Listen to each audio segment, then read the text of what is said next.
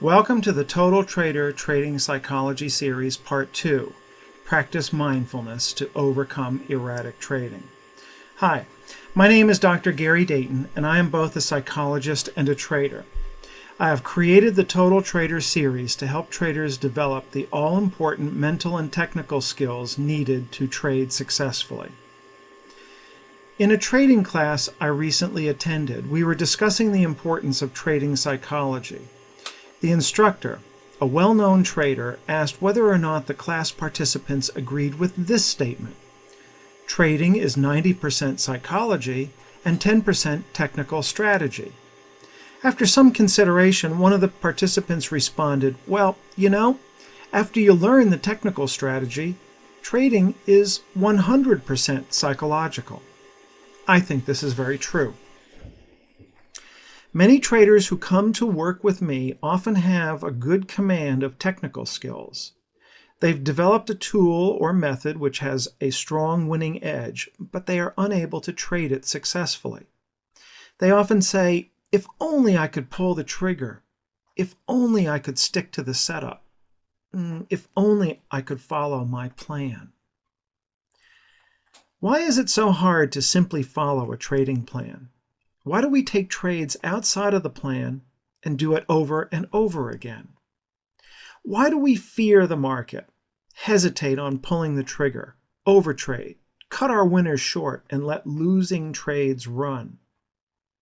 Why do we engage in what I call erratic trading behaviors, even when we have tools with a strong winning edge? In this tutorial, I will answer some of these questions, discuss what drives these unwanted or erratic trading actions, and show you some of the state-of-the-art psychology that you can use to help yourself overcome unwanted behaviors and to help yourself develop your mental edge. Before we begin, please pause this video and take a moment to read the important disclaimer information provided here. You need to be aware that in using this material, I and my company are not investment advisors or broker-dealers, and we do not and cannot recommend securities for sale or purchase. The information provided in this product is for informational and educational purposes only. We do not assume responsibility for your investing and trading results. Because of the very high degree of risk involved in trading, you should always consult your licensed financial advisor and your tax advisor to determine the suitability of any investing or trading you may do. Also, please be aware that I am not offering psychotherapy through this tutorial. Although psychological concepts are explained, these concepts and explanations are provided for informational and educational purposes only. This tutorial is not offered nor is it provided as treatment for mental health ailments.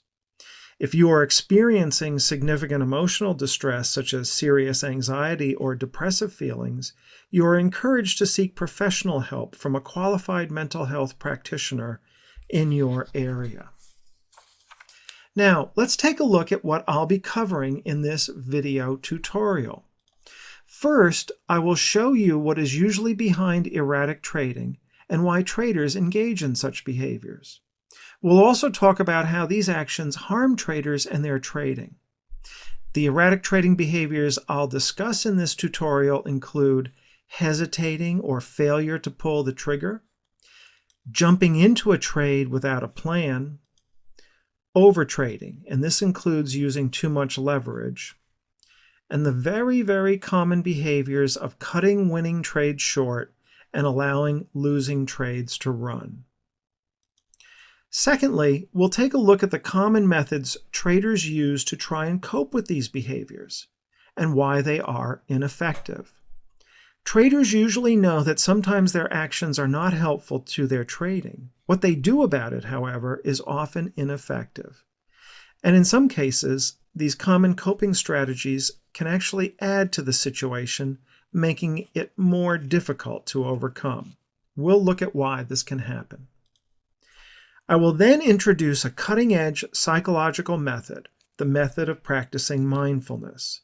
I will show you why the practice of mindfulness works and how mindfulness, when practiced and used consistently, can help traders reduce erratic behaviors and improve overall trading performance. I'll give you some guidelines on how to best put this into practice, and I'll then take you through a model that summarizes all that we've talked about. The model is presented in the form of a question you can ask yourself when you first notice that you are slipping into unwanted behavior. Finally, I'll give you guided mindfulness exercises for you to use, which are designed especially for traders to help overcome poor trading behavior, reduce stress, improve focus and concentration, and add to overall trading performance when practiced regularly. We'll start with failure to pull the trigger on sound trade setups. Failure to pull the trigger is a common erratic trading behavior. Why do traders hesitate to take the trade? Well, the simple answer is that the trader is in fear of the market. It's a bit more complex than this, and to help explain how fear of the market and failure to pull the trigger on good trade setups often develops, I'll use the story of a trader. This trader is actually a composite of many traders I've worked with, and we'll call her Novice. Now, Novice believed that trading is a good way to make lots of money. So, after attending a seminar, reading a couple of trading books, and setting up her trading account, Novice is optimistic, and she's quite eager to begin.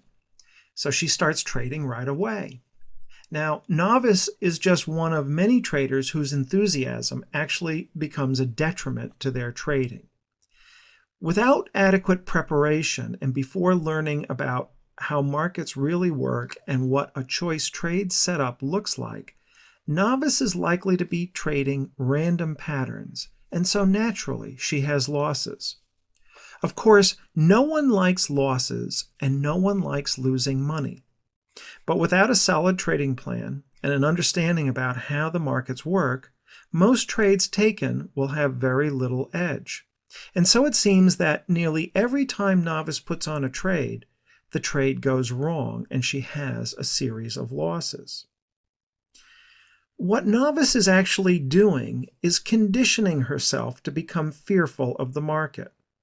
This is similar to the conditioning experiment Pavlov accomplished with his dogs. Do you remember Pavlov from your studies in high school or college? I know, it may have been a while, but it is important to understand. Let me refresh your memory. Pavlov noticed that his dogs would begin salivating when food was brought to them. Now, he wondered if he could get his dogs to salivate to other things unrelated to food. He wanted to see if he could influence their behavior, so he started to ring a bell just moments before the food arrived. He repeated this process of ringing the bell when bringing food. After a while, the dogs would salivate at the sound of the bell alone, even though no food was in sight. This is what we call conditioning, or pairing or linking one unrelated thing with another to influence behavior. The bell was linked with food, and soon the dog's behavior of salivation was triggered by the sound of the bell. One way that traders become fearful of the market is that by trading random patterns and having losses, they can link the stress associated with the loss to entering trades. In other words, like Pavlov teaching his dogs to link the sound of the bell to food, traders can teach themselves to link fear and stress to entering trades when trading random patterns. We can connect trading with fear and stress rather quickly because losses can produce strong emotional responses. They can be very painful, especially when repeated over and over. Now, no one likes to have fear and anxiety. They are uncomfortable emotions, and we are taught from an early age that these strong emotions should be avoided. So, we naturally want to get rid of these emotions. We want to escape them when we have them, or avoid them if we can. If we've come to fear entering a trade because of a series of painful losses, what's the natural response? Well, it's don't pull the trigger. Like Pavlov linking the bell with food to prompt salivation, Novice has linked trading with fear to prompt an avoidance response. Don't pull the trigger. It's an entirely understandable response to the situation that's been created. We simply don't pull the trigger, and immediately the fear and stress go away. Now, this is thoroughly frustrating for Novice because with a little more experience, she can now identify choice trade setups, but because of her prior conditioning, her response remains limited. She continues to avoid taking trades. Let's take a deeper look at this to see why she continues to avoid pulling the trigger. If we look carefully, we'll notice that Novice's focus and attention shifts from watching the market to her private thoughts and feelings when it comes time to take a trade. She may not be fully aware of this while it's happening, but if she steps back just a little and simply notices what her mind is telling her and how she feels, she is very likely to find that her attention is centered on scary thoughts and scary feelings about another loss. Her mind is recalling previous losses and all the pain of those losses because of the linking done earlier. Attention is not on the market or on the trade, but has gone inside to her internal state. This is important to understand because it's impossible to trade well when attention shifts from the market to our internal private experience. With attention on negative thoughts and feelings, she now looks to escape the stress. This is one important source of erratic trading. She and we, if we've had painful losing experiences that continue to influence our behavior, are taking action to address the stress we feel by avoiding pulling the trigger. We are not taking action in response to the market, but are addressing our internal experience of our thoughts and emotions. In this regard, we are really trading our thoughts and emotions, not market action and setups. With our attention stuck on our internal state of thoughts and feelings, whenever it comes time to pull the trigger, we never really learn important trading skills. Our focus is misplaced. This cycle can repeat itself over and over. We avoid the stress generated by what our mind is telling us and how our emotions make us feel by not pulling the trigger. We avoid entering trades to keep undesirable emotions at bay, not because it is the correct trading action. Of course, this is not trading well. Now, it's also important to understand that if you do have fear of the market and find it difficult to pull the trigger because of the losses you've experienced, realize that you are not flawed, and the likelihood is there is nothing defective about you. You are just stuck in an unhelpful pattern. Not broken, just stuck. And we'll talk about ways to become unstuck a little later. This is a model for many problematic or erratic trading behaviors, and overtrading is another example. Overtrading can be seen in a number of ways. For example, the market starts to rally and you aren't on board, so you jump in. Or maybe the market's been going up and up and up and you haven't been a participant, and now the market's heading higher again, and so you jump aboard. Or you read an advisory report and see a trade recommendation, so you take it. Or someone in a chat room says they've taken a trade, so you do too. Or you trade with too large of a position size. In each case, you are trading outside the scope of your trading plan, and again, the trades are likely to be based on random movements in the market or on random reasons for your trade that at the moment seem compelling, but are not well thought out trade setups that have an edge over time. So here's a way to think about overtrading. You see something in the market and it looks attractive. Perhaps you haven't had a trade all day and you're feeling frustrated because you've missed the morning move in your market. Or maybe you've had a loss or two and this is bothering you, so your mind might be telling you that, hey, you need to make that up. Get back to break even. Let's go here. Maybe even get a little profit. Then you're going to feel good. Okay, so here's the basic idea. You see something that appeals to you and your mind urges you to enter the market. You find yourself in a trade that is unplanned and doesn't meet your trading criteria. Just like the trader who fails to pull the trigger because of scary thoughts and feelings about another loss, in overtrading, the trade is taken because your mind and your emotions urge you to do so, not because it is a sound trade setup. And once in a trade, you feel relief from the urging of the mind and all the stress that that urging produces. But it's a poor trade, and it's likely to yield poor results, and in the end, create even more stress for you. In the short term, you relieve or escape the urgent feelings, but over the long haul, you are doing yourself and your trading a disservice.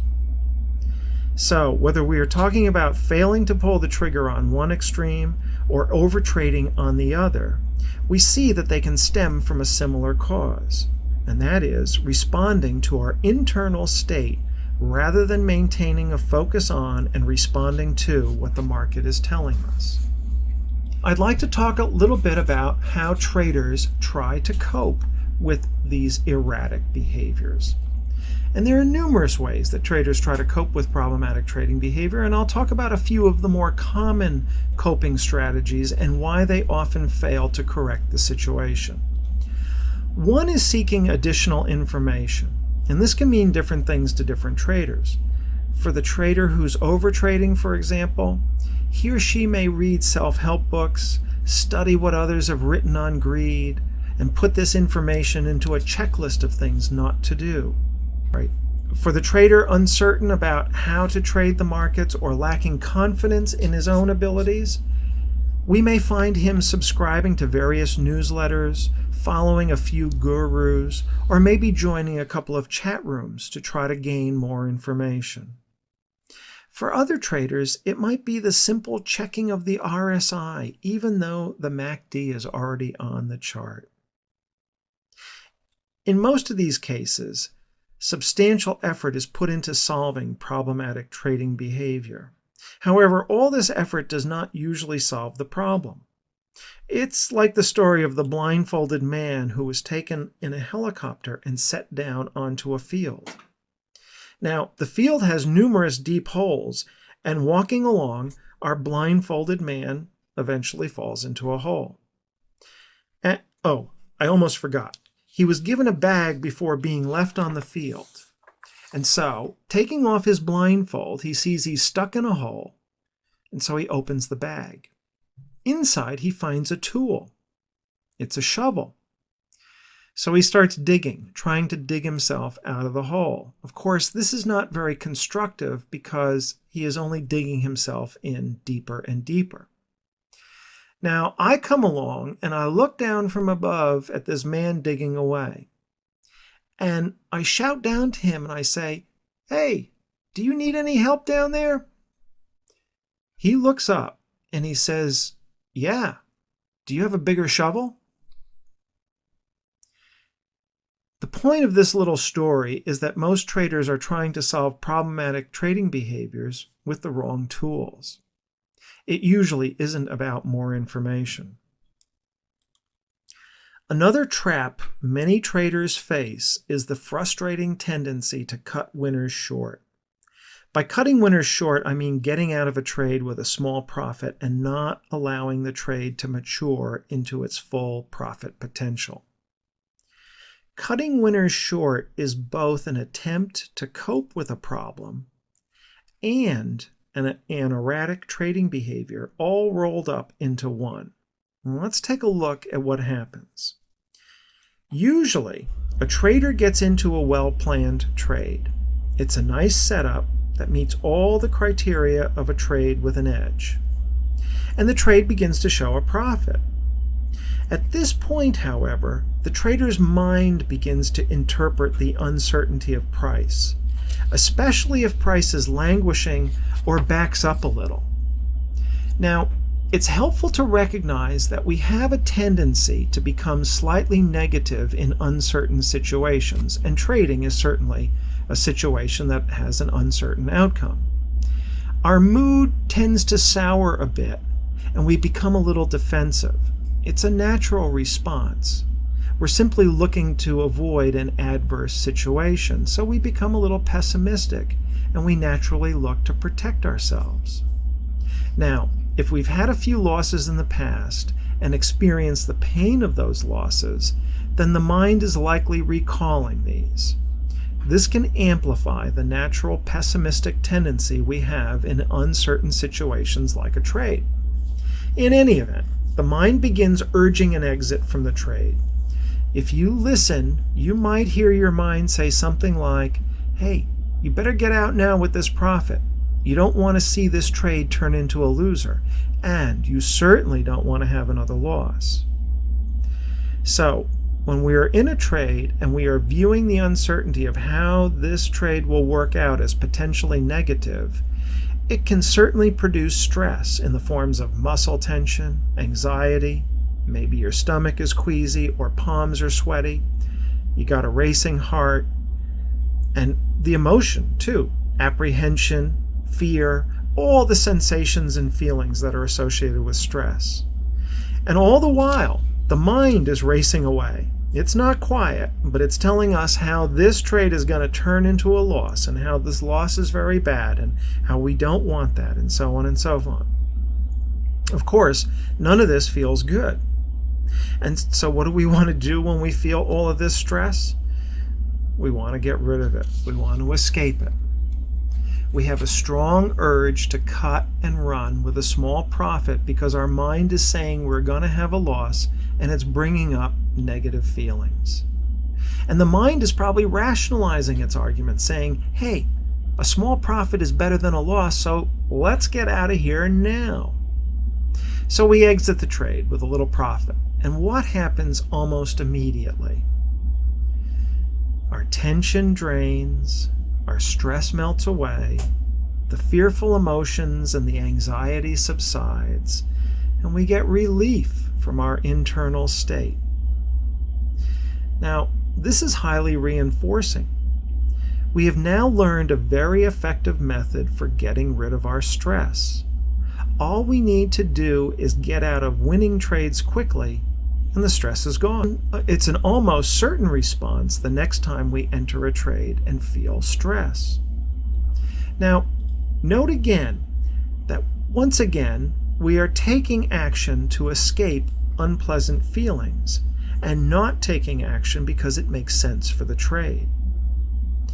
Just like the trader who avoids taking a trade because of fear, and just like the trader struggling with overtrading who takes an unplanned trade because his or her mind and emotion is urging entry, the trader who cuts winners short is responding to their emotions and what their mind is telling them.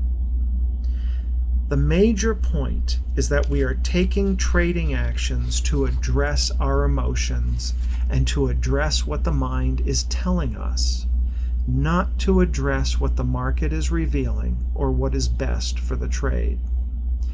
This distinction is important to understand. It sets us up for a vicious cycle. In cutting winners short, we enter a trade, feel stress, escape, and gain temporary relief from our mind and our emotions. We never really learn how to handle the stress, and we never really learn how to hold on to winning trades. But we do get relief from our anxiety and stress until the next trade. Because we haven't learned how to handle the stress, and because we haven't learned how to hold on to a winning trade, we again become stressed, and we have only one effective response, which isn't really effective, but it's escape. It can continue like this until we either burn out, blow up our account, or find a way to exit the fruitless cycle. And we'll talk about how to exit this cycle in a little while. Now, Another way that traders try to cope with these behaviors is to suppress or try to control the unwanted thoughts and feelings. If I don't want to feel anxiety or I don't want to have a scary thought, suppressing it or controlling it or getting rid of it somehow seems to be a good solution. But this is really just looking for a bigger shovel to dig yourself out of a hole. And why do I say this? Well, first of all, attempting to suppress thoughts only serves to take our mind off the trading task at hand. If we are trying to suppress or control what the mind is telling us, our attention is focused on our thoughts. Once again, we are shifting attention from trading and towards preoccupation with our internal experiences. Here's another important reason why trying to control and suppress thoughts is like looking for a bigger shovel. Recent cutting-edge research in psychology is showing that very often our attempts to control thoughts and feelings actually have just the opposite effect of what we intend. When you say, I don't want to have that thought or I don't want to have that feeling anymore, the mind can take this on as sort of a mission and actually starts to scan for those thoughts and feelings. As soon as it recognizes even the subtlest resemblance of an unwanted thought or feeling, it brings them right up to our attention. So even if we don't want them, we have them. Trying to suppress thoughts and feelings can actually have an opposite, what we call paradoxical effect, meaning it can make them worse. Albert Einstein once observed that we cannot solve problems by using the same kind of thinking that caused the problem. And this is very true when dealing with emotions and trading. A different kind of thinking is needed to help traders understand that feeling unwanted emotion does not necessarily predict losing trades. Traders also need to recognize that what the mind says may not always be reality. This is really important, so I'll say it again. Traders also need to recognize that what the mind says to them may not always be reality. Sometimes we need to pull back from our thoughts and not always buy into them. A different way of thinking is needed, and it isn't about controlling unpleasant thoughts and feelings. You already know from your own experience that trying to control thoughts and emotions doesn't work. Do you know anyone who is able to control their thoughts and feelings? I don't. And I don't expect to ever meet anyone who can. The best performers in any field, athletes, concert musicians, surgeons, lawyers, and traders, all have doubts and fears and unwanted thoughts and feelings. We wouldn't be human without them. The struggle to not have distress, to try and control the thoughts and feelings or try to avoid or get rid of them, this actually causes more distress and, as we've been discussing, contributes to, if not causes, erratic trading behaviors. As we struggle to suppress or avoid internal states of thoughts and feelings, we wind up avoiding pulling the trigger, overtrading and cutting winners short, among other problem trading behaviors. The more we struggle with thoughts and feelings, the more we are likely to limit our actions to a narrow repertoire with little flexibility.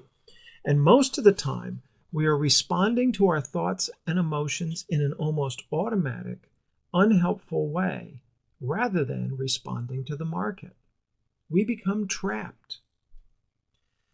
The suggestion I have for you is a different way of thinking. It's to have the unpleasant thoughts and feelings, but just have a different relationship with them. Here's something highly relevant to what we are discussing. A study of elite athletes found that they too had fear and unwanted emotions. Despite the high level of their game, they too had all the unwanted thoughts and all the symptoms of stress that we as traders feel.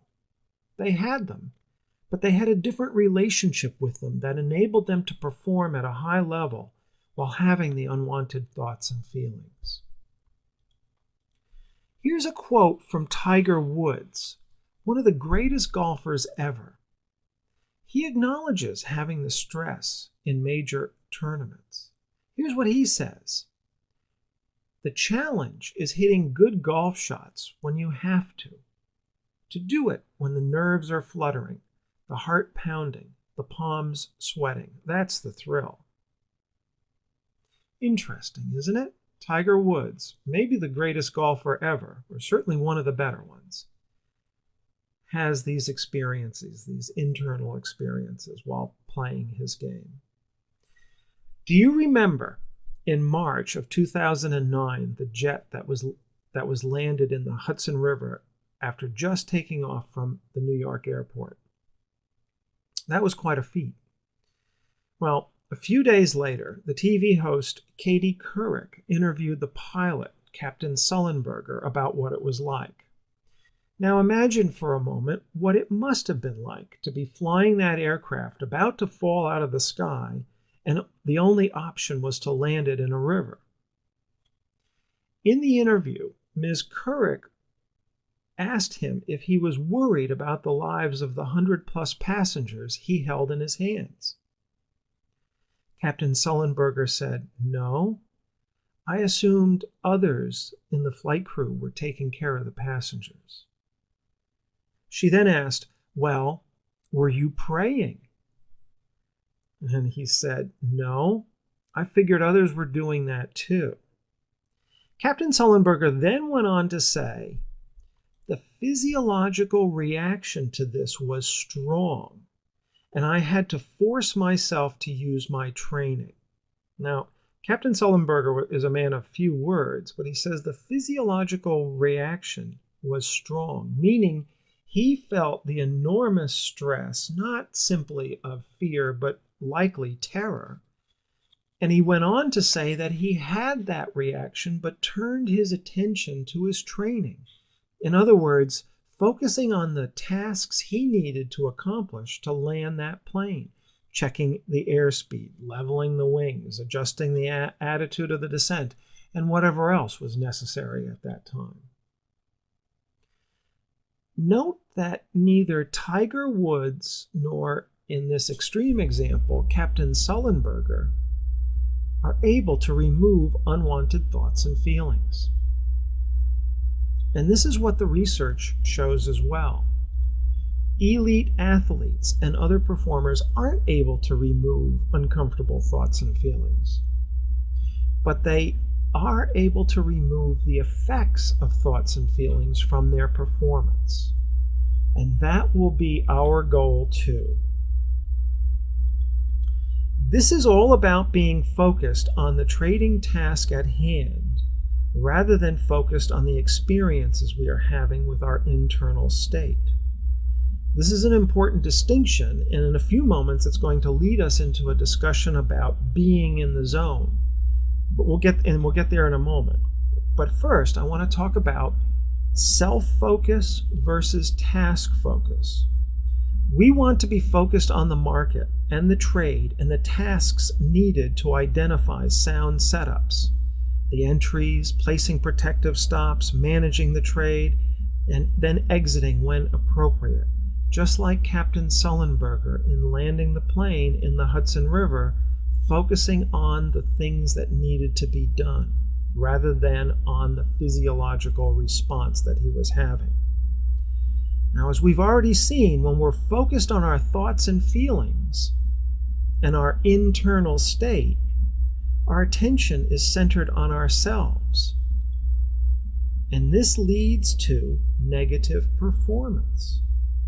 We've already discussed that when we're self-focused, meaning focused on our internal state of thoughts and feelings, when we're self-focused, we're more likely to engage in erratic trading behaviors. When we can center our attention on the trading tasks, we improve the likelihood of positive performance. When we struggle with our thoughts and feelings and try to control them, to feel better or to think differently or to avoid the uncomfortable feelings and unwanted thoughts, our trading suffers. Whenever we try to get rid of unwanted thoughts and feelings, our performance is adversely affected.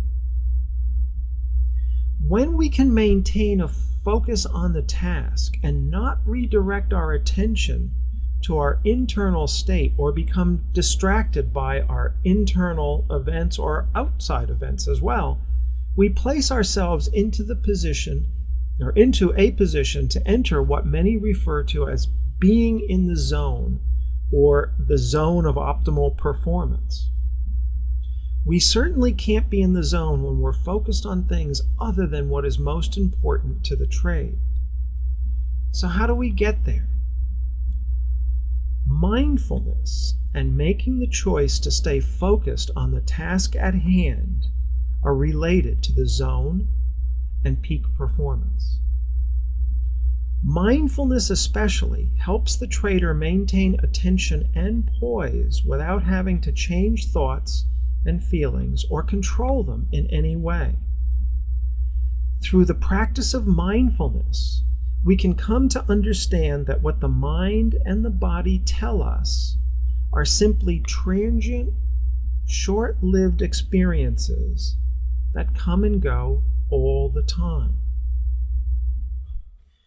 But before we get to how you can begin to lessen and reduce the effects of these thoughts and feelings from your trading through mindfulness, I want to go a little deeper and talk with you about the important psychological principle of diffusion. Knowing about this principle can help you better understand the material that is yet to come. And we'll start with its opposite, fusion. Fusion. What's fusion? Fusion occurs when we see and believe what our mind is telling us as the absolute truth or reality about a situation. We believe what the mind tells us so much that we feel obligated or compelled to respond. Although it's not really true, we feel that we have to respond in the way we do because the thoughts and feelings that we are having about a situation appear so true. Let's take a couple of examples to illustrate this. Let's go outside of trading for a moment. Have you ever had this experience? You're late for a very important meeting. Maybe it's a presentation you are giving or an important session with your boss or any appointment that is significant for you. So you are late, and in your mind, you can hear yourself making comments to hurry up and rush. Let's get to this meeting. Come on, let's go. Your mind might even start to project what I call the parade of horribles, the things your mind conjures up about the situation. For example, the person you're going to meet is going to be very upset because you're late. Being late will reflect poorly on you. Whatever it is you wanted to achieve from this meeting won't happen now because you're late, and so on and so on. The mind just goes on, doesn't it? Without stop, and you become more and more worked up about being late. Then you get to your appointment and find out either the person is also late or nobody cares. What your mind created, all the tension and the chastising and the projection of the parade of horribles that seemed so true a moment ago is now seen to be completely false. We've all had experiences like this and somehow survived them, though when you are in the throes of all the turmoil the mind generates, we tend to lock out more flexible thought. And notice this, the next time we're late, what happens? We forget about this experience, that no one cares, and the mind starts the process all over again, doesn't it? This is essentially what happens when we get into a trade. It goes in our favor, but then we start to doubt the trade and fear it coming back on us and giving us a losing trade. We fuse with what the mind tells us, and we feel compelled to act and cut our winning trade short. The same is true for overtrading. The market moves, your mind begins projecting what will happen next, and sees you aren't in the trade. You fuse, your mind is urging, and so you jump into the trade. It's often at the extreme of price. I want to take a moment, if you're willing, to do a short exercise and show you just how powerful and also how natural fusion is. So if you're willing, close your eyes for a moment and take a deep breath in. And then let it out. And imagine for a moment that I'm standing in front of you in the room you are in. And in my hand, I have a small yellow fruit. This small yellow fruit is very ripe. It was just picked from the tree.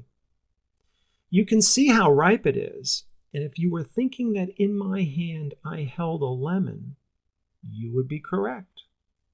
It's a very ripe lemon. So ripe, in fact, that when I place the lemon on the cutting board in front of me and I take my knife and cut the lemon in half, the juice spills out all over the cutting board. It's so ripe you can even smell the pleasant scent of lemon from where you sit. Now I pick up one half of the lemon and hold it up high over your head. Now go with me on this. Open your mouth, and as you do, I squeeze that lemon and the juice runs right into your mouth, hitting your tongue, and you can immediately taste the lemon. Now open your eyes. Could you smell the lemon? Could you taste it? Did you pucker up? Did you begin to salivate? Most people will answer yes to one or more of these questions. This is an example of fusion. There was no lemon. I'm not in the room you are in. No lemon juice was poured into your mouth, yet you could probably see the lemon in your mind's eye, could smell its scent, and your mouth might even have begun to water or pucker. You were fused with what I and your mind was telling you, so much so that you even had physiological response, even though it wasn't the truth and it wasn't reality. Fusion. You can see how powerful the mind is. When we treat our thoughts and feelings as if they are accurate reflections of reality, then, like the missed meeting or the lemon, they become pretty compelling. Take, for example, this thought. If I enter this trade, I will have a loser. When we are fused with this thought, we can probably even feel tension in our body and other uncomfortable sensations and emotions. What we want to do is gain a little distance on our thoughts. We want to step back from them a bit and be able to look at them as thoughts rather than look through them as the truth. In other words, we want to defuse from them. To illustrate, I'd like you to take your hands, hold them out in front of you, and interlace the fingers, leaving enough space between the fingers so that there's light there and you can look through that space. Now, bring your hands in front of your eyes. This is what fusion is like. Our fingers are our thoughts, and we are looking at the world through our thoughts, through the fingers, looking through the spaces between the fingers. It really colors the world, doesn't it? Now, pantomime holding your thoughts in one hand, and bring that hand with your thoughts out in front of you and off to the side a little, but at arm's length. Hold your hand with your thoughts out at arm's length. This is diffusion. We aren't looking through our thoughts. We're not looking through what the mind is saying to us. We're looking at them. Let's go back to our example. If I stay in this trade, I'll have a loser. If we view this thought simply as a thought, we then gain some distance from it. For example, I'm having the thought that if I stay in this trade, I'll have a loser. Different, isn't it? We are holding this thought at arm's length by treating it as a thought and not as reality. We're beginning the process of defusing from what our mind is telling us and believing our mind as if it's telling us reality. Why is this so important? Well, it's because our thoughts take on the form of rules, silent, unexamined rules that guide and affect our actions. So if we have the thought, if I stay in this trade, I'll have a loser, what do we logically do? We cut the trade short. Again, we are believing what our mind is telling us as reality rather than letting the market tell us its truth. We take this as a rule, and then it affects our actions and behaviors. Have you ever had this experience? You enter a trade and it starts producing a profit. All is well and good until your mind starts telling you to close the trade.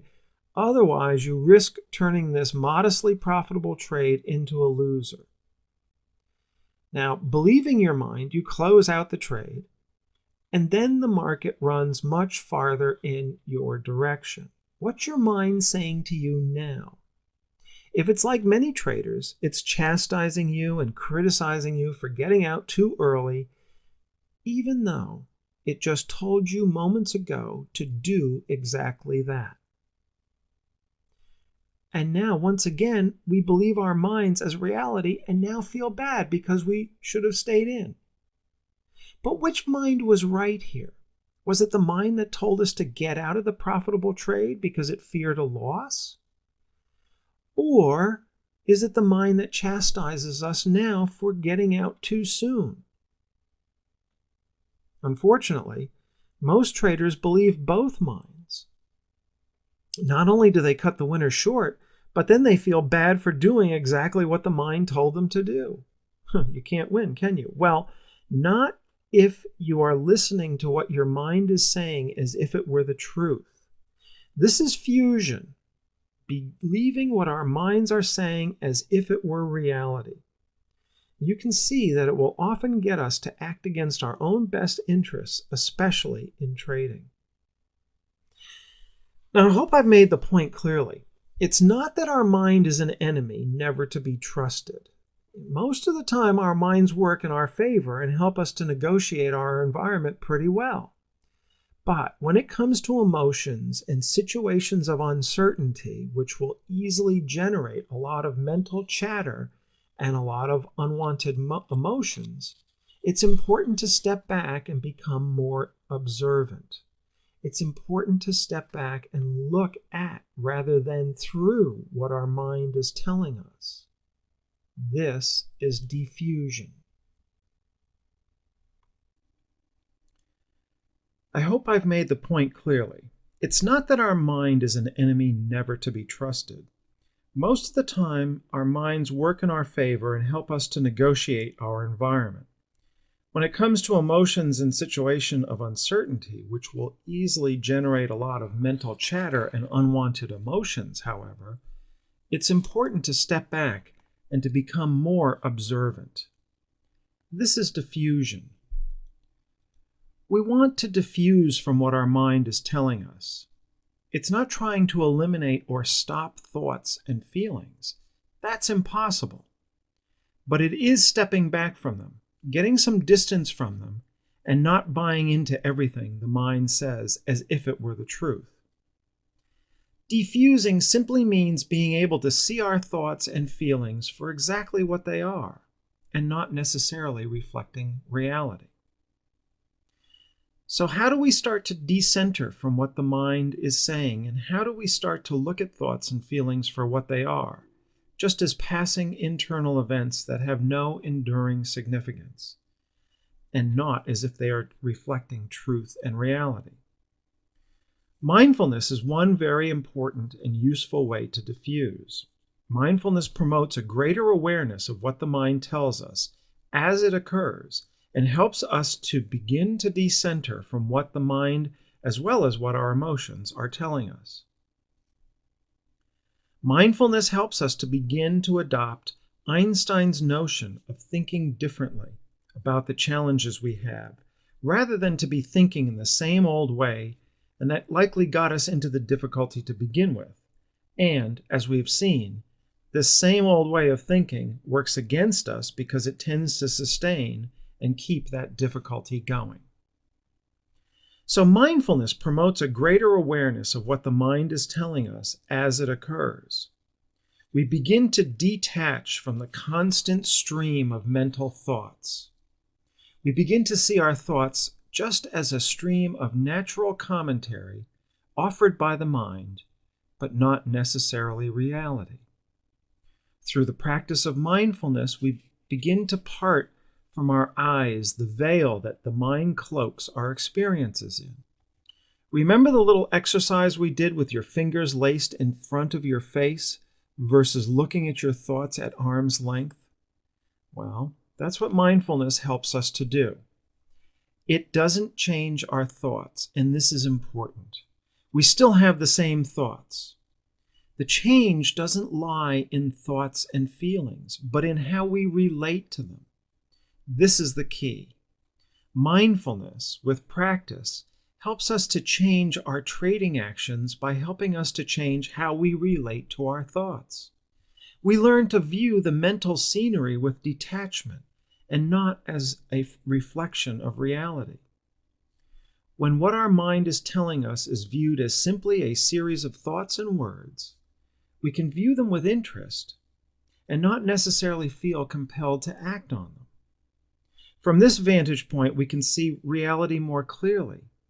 Rather than become distracted by our thoughts and feelings, we can diffuse and focus our attention on the actions that are most important to us as traders and our trades, or what I call the trading task at hand. So being able, through mindfulness, to step back and diffuse from what the mind is telling us gives us the mental space to make a committed choice to focus on the trading task at hand. We are now in a better position to choose to pull the trigger, refrain from an impulsive trade, or to hold on to that winner a little longer. Until we learn to diffuse and detach from what the mind is telling us, it is going to be difficult not to respond to all the mental chatter because, as we've seen, we become lost in it. If we were to take a fish out of the lake or a river, and if that fish could talk, and we were to ask that fish what it was like being in water all the time, it wouldn't know how to respond. Our thoughts are like water. We've swum in them from an early age. Most of us have never really looked at them as separate from ourselves, but they are. Once we begin to realize that the mental scenery is just that, scenery, and not a true reflection of reality, we no longer have to see the world through our thoughts as if they were tinted glasses, coloring everything we see, yet thinking we are seeing clearly. Now, this is not necessarily easy because our thoughts and our feelings can come very quickly, especially the ones we've been conditioned to believe. They can come so quickly, in fact, we call them automatic thoughts. We have to take special care to begin noticing them, and this takes effort. As I said earlier, it may not be an easy thing to do, but it is certainly not impossible either. It does take practice, however. So again, mindfulness promotes a greater awareness of what the mind is saying and provides that important space for us to choose between following those temporary thoughts and what matters most for a given trade and also for ourselves as traders over the long haul. We always have that choice. When in a trade, for example, and the mental chatter begins urging you to take a quick profit, when self-aware and mindful, you can recognize that thought as just a thought, and that following your plan for this trade is more important and what matters more to you as a trader than following your thoughts. You are now in a better position to make a committed choice to staying with your plan while in this trade. When I say that mindfulness helps you make a committed choice that matters more to you as a trader, I'm speaking about your development as a trader and learning to trade your plan rather than to be buffeted about like a rudderless ship at sea in a storm. In this regard, I'm often reminded of the words of David Sklansky, the great writer on professional poker and probability play. I've rephrased his words a bit for trading, but the meaning for traders is identical and significant. Sklansky says, "For any trade made consistent with your trading plan, where odds are in your favor, know you've achieved something significant, regardless whether you win or lose on the trade. Conversely, anytime you make a trade outside the scope of your trading plan, where odds are not in your favor, know you have lost something significant, regardless whether you win or lose on the trade." If you're struggling with your mind, and this is causing you to make poor trading actions, with the practice of mindfulness, you can begin to make the committed choice Sklansky so eloquently talks about. Let's look more closely at how mindfulness works and how you can use it to your advantage. The regular practice of mindfulness, and please be aware that it does take practice. Anything worthwhile, especially changing our behavior, takes practice. The more you practice mindfulness, the better you get at it, and the more you will be able to handle your responses to situations that are now difficult for you. Okay, with practice of mindfulness, you begin to develop greater self-awareness. You become aware that thoughts are just thoughts and often incorrect. You become aware that feelings are just feelings and pass through us soon enough. And you begin to recognize that you are truly different from your thoughts and from your feelings. You aren't defined by them, and these don't have to influence either your actions or your future. You begin to see and recognize your tendencies and patterns. And by tendencies and patterns, I'm talking about how you respond not just in action, but also in thought and feeling to given situations. You will see this first in hindsight or after the fact, and gradually in real time. Developing this level of self-awareness begins to break down the automatic process of thoughts and feelings. You begin to stop looking through your thoughts and begin to recognize that your thoughts and their associated feelings just happen and don't really reflect reality. You start to decenter from what the mind is telling you. You stand apart from your thoughts and feelings. And it's this posture that mindfulness offers that allows us to make an important choice.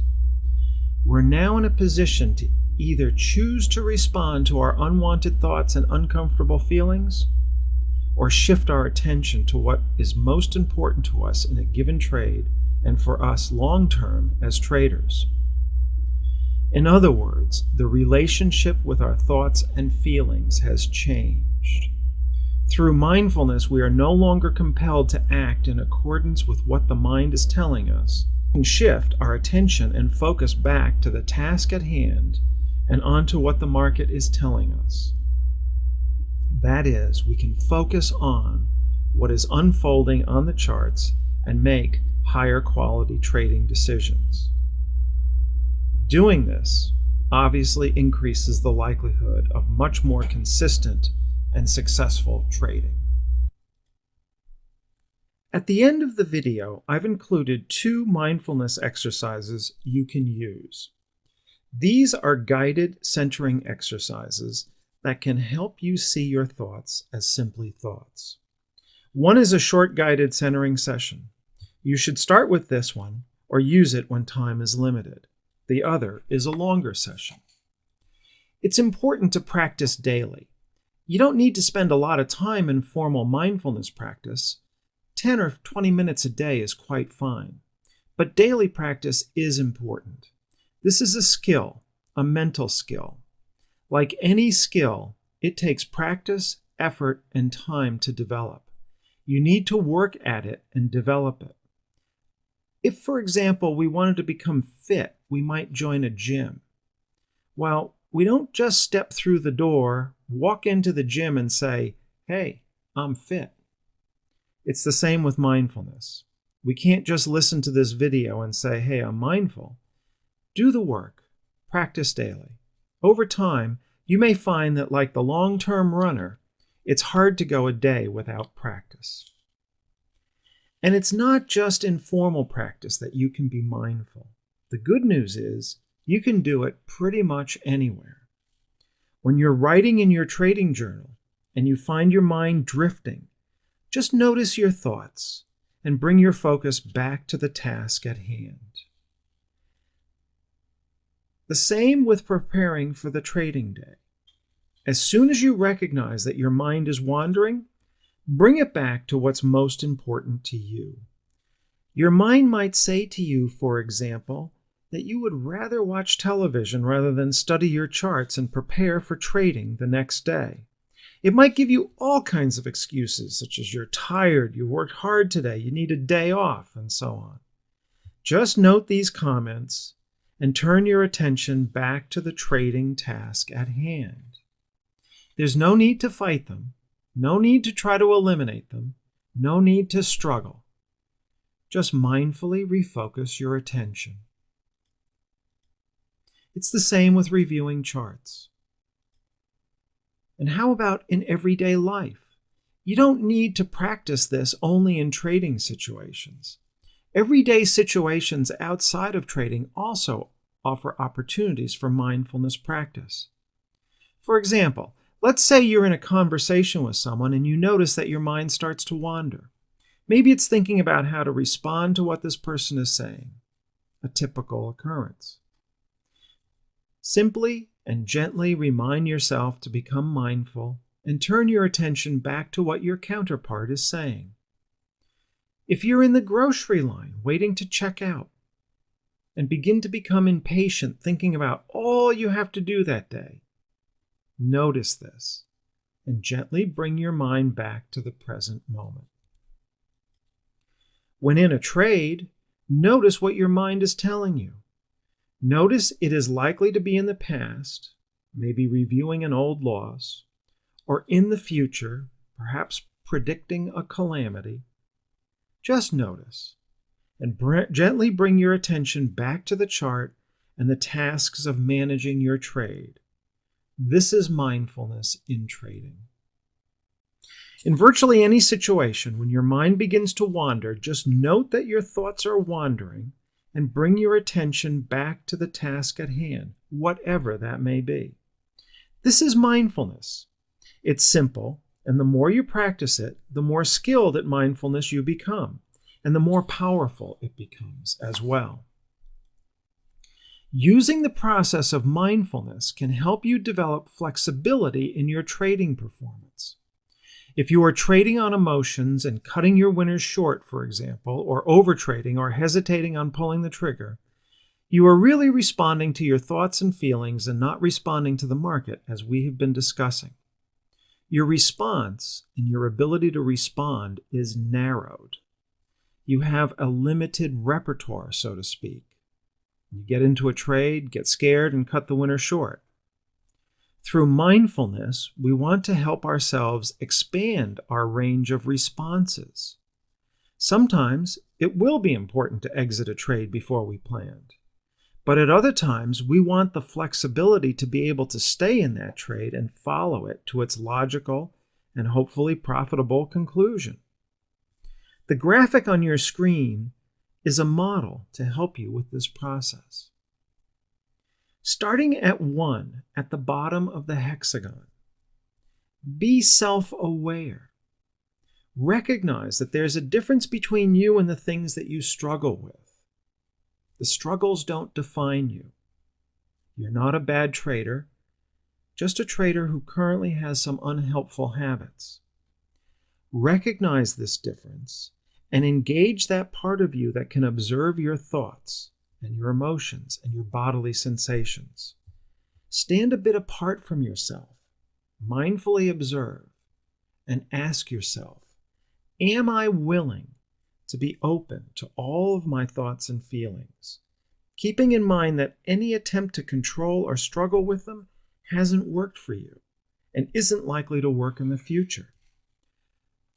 Drop the struggle with trying to control your thoughts and feelings and make room for them. Just let them occur.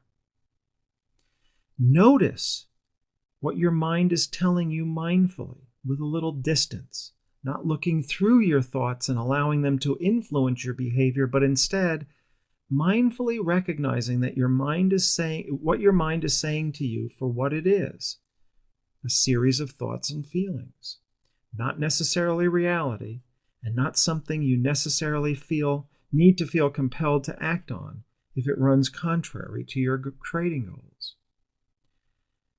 And take action. This is important. Take action in the direction of what matters to you most, both as a trader and for this particular trade.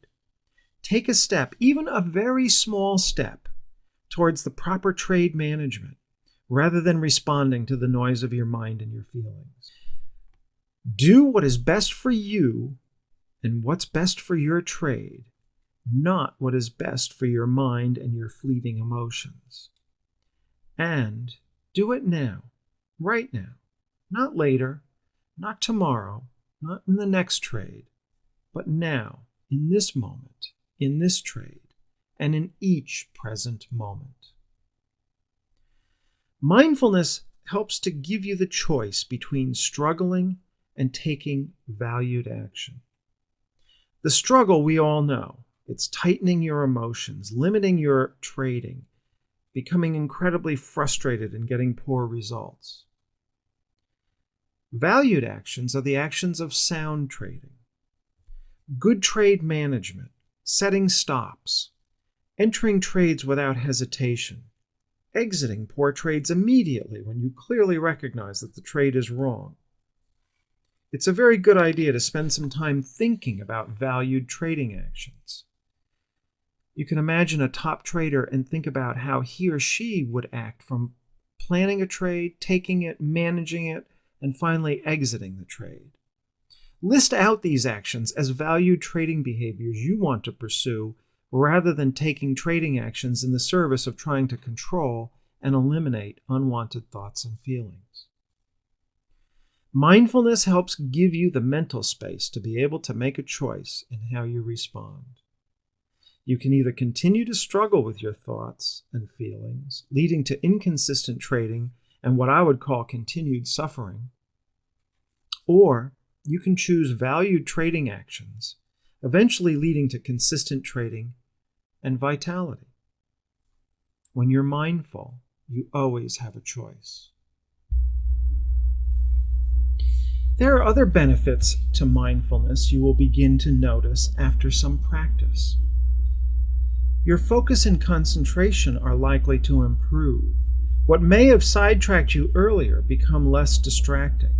This is good news for traders because a key mental skill in trading is the ability to concentrate and focus on the charts. With better concentration, you are likely to see things you may have missed before. Decision-making is likely to improve. Clarity of thought leads to better quality decisions. No question about it. With mindfulness, it also promotes staying in the present moment. Much of our lives are lived in the past and in the future. And this is another unfortunate byproduct of the mind. Mindfulness keeps us in the here and in the now. It keeps us with a present moment focus. The regular practice of mindfulness has been demonstrated to relieve stress. This is significant and certainly of very good news to traders. So, the benefits of mindfulness are significant and substantial. In this video tutorial, we have reviewed some of the common erratic behaviors that affect traders. Not only do these create an environment of inconsistent trading, but they tend to reinforce and sustain themselves over and over again. Traders can become easily trapped in a cycle of problematic trading that's difficult to exit. Mindfulness and diffusion are both on the forefront of modern psychology, and both can be very helpful to traders in overcoming problematic trading behaviors. Think carefully about the kinds of things you have done to try to deal with problem behaviors. How many have really worked? How many times have you promised yourself you won't do that again? And how many times has that worked? Trying to control our thoughts and our feelings is not the answer. It only brings us more of the same. We only struggle and continue the struggle. Stepping outside the struggle and letting go is one method that does work. Mindfulness allows us to be aware of ourselves, stand apart from our thoughts and feelings, and recognize that what the mind and our feelings say to us are not always accurate reflections of reality. It is only then that we can make the choice to do what matters for ourselves as traders and for our trades by focusing on the trading task at hand rather than on our internal experiences of thoughts and feelings. It is this ability to mindfully attend to the task at hand that allows us to approach what others have called being in the zone. Now, mindfulness does take effort to develop. There's no doubt about that. It's a skill, and consistent practice alone will help you develop that skill. I've given you several examples on how and where you can practice mindfulness in both trading and in everyday life. If you practice mindfulness both formally and informally, as I have suggested, you will put yourself in the best position to benefit from a mindful approach to trading when it comes time to pull the trigger or while in a trade when it matters most. In this video tutorial, I've given you guidelines for practicing mindfulness and also guided mindfulness exercises for you that you can use in informal practice. These exercises follow the video. I've also given you a model for trading performance flexibility. In other words, for developing and expanding a flexible repertoire of responses to the market as the market is unfolding. This model is framed in the form of a question that you can ask yourself when you feel yourself about to slip into an erratic trading behavior. Print it out and leave it on your desktop. It'll be of help to you, as it has been to many traders. Thank you again for purchasing and listening to my Total Trader Trading Psychology chapter on practicing mindfulness to overcome erratic trading. It's been a real pleasure for me to be able to share my understanding and practice with you through this video. I wish you the greatest success in applying the material I've presented. Good trading, and trade mindfully.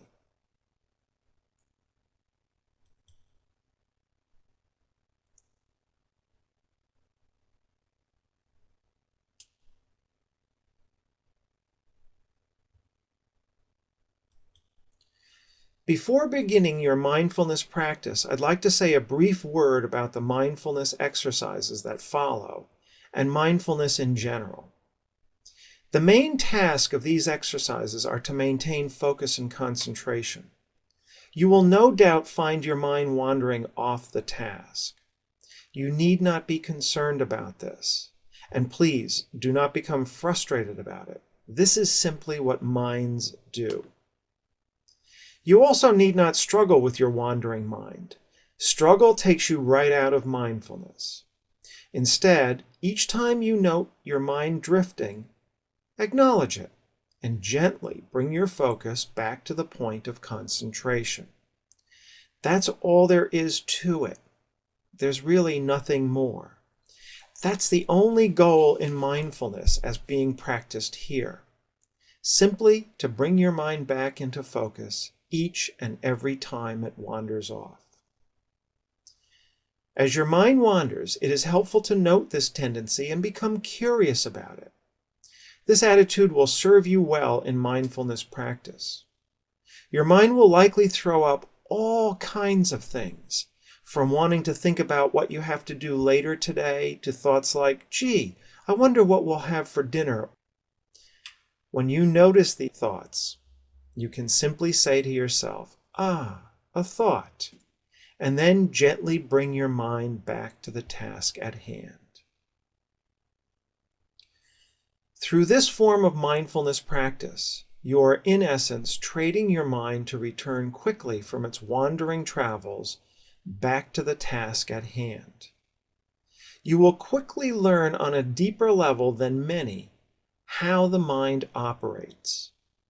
You will learn that the mind hardly ever stops, and it's always commenting about something. Through mindfulness practice, you will also develop an important understanding about the mind and the content it generates. And that is that what the mind says to you is not always an accurate reflection of reality.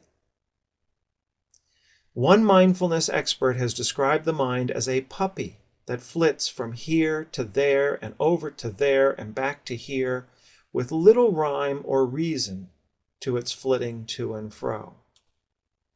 Your job in mindfulness is to proverbially tie that puppy to a post by repeatedly bringing your mind back to the point of focus.